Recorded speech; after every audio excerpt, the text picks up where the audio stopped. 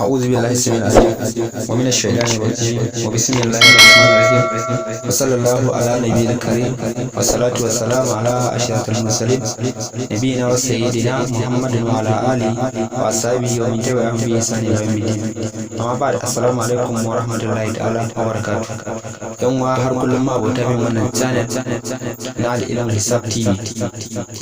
Muna ƙara godiya gare ku da kasancewa da mu a nan gidan TV, kuma muna ƙara yin muku albiyar da wani sirri ingantacce na Al-Muhaimin. Insha Allah wannan sirri na Al-Muhaimin da kamar da kuke ganin shi sirri ne nan wanda yake daga cikin sunayen Allah.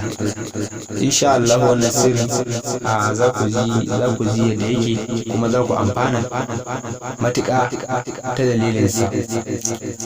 Shi dai wannan sirri kamar yadda kuka sani wurdi ne na ake yi na sunan Allah, wato Al-Muhaimin.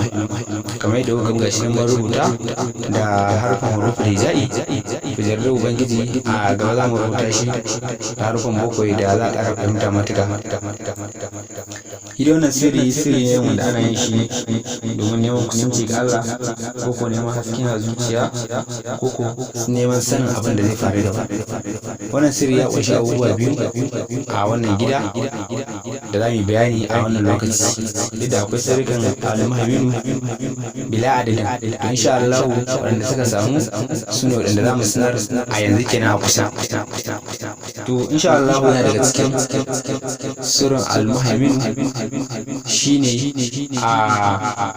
idan mutum yana da buƙatar neman sanin abin da yake gaba, ko neman hasken zuciya, to insha Allah kuma yadda kuke gani ga yana Al-Muhaimin, bismillahir rahmanir rahim, Al-Muhaimin ga yana da harfin hurufin hijai da kuma harfin boko.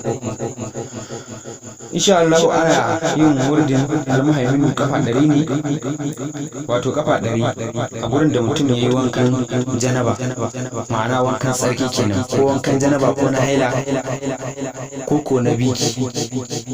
Mutum zai karanta wannan lokacin da ya alwala, kamar a cikin baya kenan wuri mai tsarki.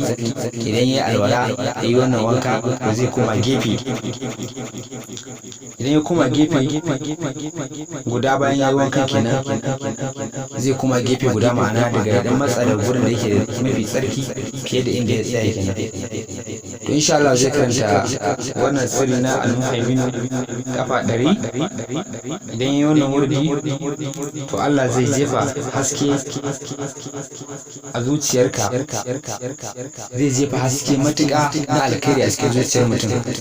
Idan mutum yayi wannan sirri, Allah subhanahu wataala zai haskaka zuciyarsa, kuma ya samu abubuwan alkhairi a ciki.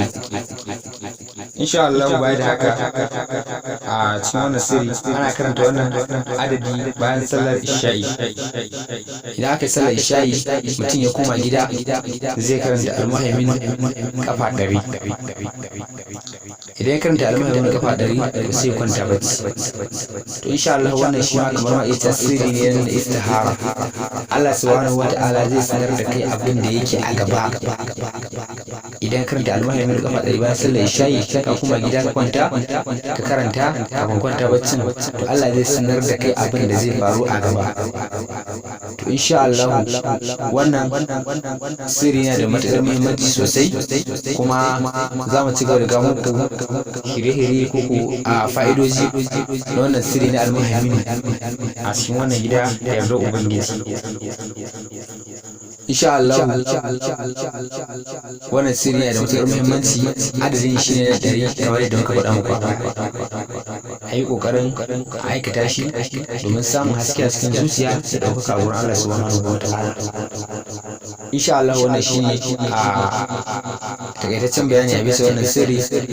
Insha Allah da muka da karo na biyu, za mu yi bayanin cigaban bayani akan wannan sirri na Al-Muhaimin. Insha Allah kun saurari wannan bayani daga almajirin ku har kullum Musa Shehu Durum, kuma za ku iya samu na number waya 09069461545. kuma insha Allah muna roƙo zuwa gare ku wanda suke sabi a wannan gida su yi mana subscribing, wato in sun subscribe su dana alamar ƙararrawa domin sanar da ku dukkan wani shiri da zarar mun dora. sana yi mana sharing kuma yi mana like. Subhanaka Allahumma bihamdika ashhadu an la ilaha illa anta astaghfiruka wa atubu ilaika.